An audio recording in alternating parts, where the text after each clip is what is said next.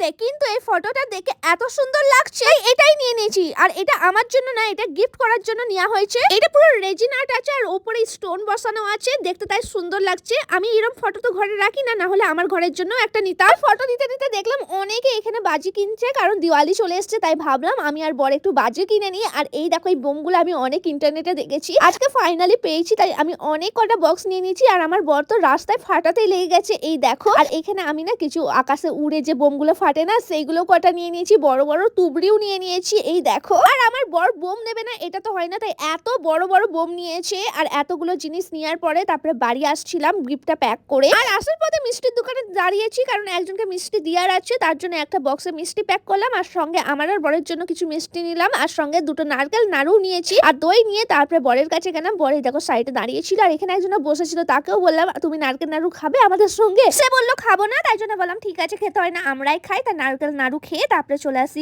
আমাদের ফ্ল্যাটে। আর আমার আজকে একটা না দিওয়ালি গিফট এসছে, এটা কি এসেছে কে পাঠিয়েছে জানি না, খুলে তোমাদের দেখাবো। তার আগে খিদে পেয়েছে, খেয়ে নিই চলো। ভাত খেয়ে নিলাম চিকেন দিয়ে, তারপরে বোমগুলো একটু ভোলাকে ভয় দেখাচ্ছিলাম, কিন্তু ভোলা তো ভয়ই খেলো না, ওপর থেকে দুটো ফাটালাম, ফাটলোও না।